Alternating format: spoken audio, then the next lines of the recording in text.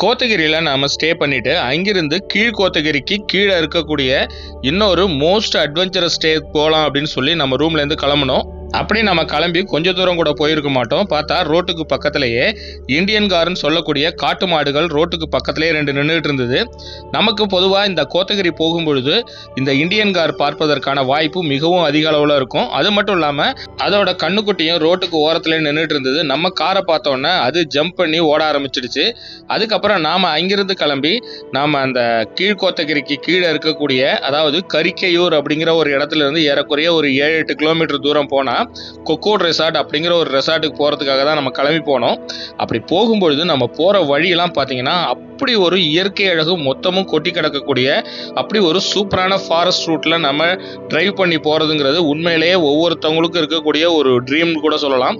பொதுவாக எனக்கு இந்த மாதிரி டீ எஸ்டேட்குள்ளார ட்ராவல் பண்ணி போகிறதுங்கிறது ரொம்ப பிடிக்கும். அது மட்டும் இல்லாமல் இந்த அழகை ரசிச்சுக்கிட்டே ட்ராவல் பண்ணுறதுங்கிறது கொஞ்சம் தூரம் வரைக்கும் தான் போக முடியும். அதுக்கப்புறம் ரொம்ப ரொம்ப ஒரு ஆபத்தான மலைப்பாதையை கடந்து தான் நம்ம போக முடியும். அதுவும் நம்ம பவானி சாகர் டேம்லாம் நம்ம போகிற வழியிலேயே அந்த வியூ பாயிண்ட்லாம் பார்த்துட்டு போகிறதுங்கிறது அப்படி ஒரு பியூட்டிஃபுல்லான எக்ஸ்பீரியன்ஸாக இருக்கும். ஒரு வழியாக நம்ம ரெசார்ட் பக்கத்தில் போயிட்டு அங்கே இருக்கிறவங்கள்ட்ட கேட்டுட்டு நம்ம ரெசார்ட்குள்ளார போனோம். நம்ம ரெசார்ட்டும் பார்த்தீங்கன்னா மெயின் ரோட்லேருந்து ஜஸ்ட் ஒரு 1/2 கிலோமீட்டரு செம்ம ஆஃப் ரோடு அதுக்குள்ளார பூந்து தான் நம்ம போகிற மாதிரி இருக்கும். இந்த இடம் பார்த்தீங்கன்னா வனவிலங்குகள் எல்லாமே ரெகுலராக வரக்கூடிய ஒரு இடம். பர்டிகுலராக சொல்லணும்னா யானையும் கரடியும் டெய்லியுமே இங்கே வரும்.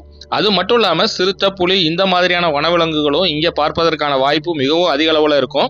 ஸோ அப்படி ஒரு அட்வென்ச்சரான ஒரு ஸ்டேவை எதிர்பார்த்து தான் நாம் இங்கே போனோம். இந்த காணொலியோட முழு காணொலி தொகுப்பும் நீங்கள் பார்க்கணுன்னா ஜாலி ட்ரிப் யூடியூப் சேனலில் இருக்குது. அப்படியே நம்ம சேனலை சப்ஸ்கிரைப் பண்ணிட்டீங்கன்னா இந்த மாதிரி இன்ட்ரெஸ்டிங்கான கண்டென்ட்டை ரெகுலராக பார்த்து நீங்களும் என்ஜாய் பண்ணலாம்.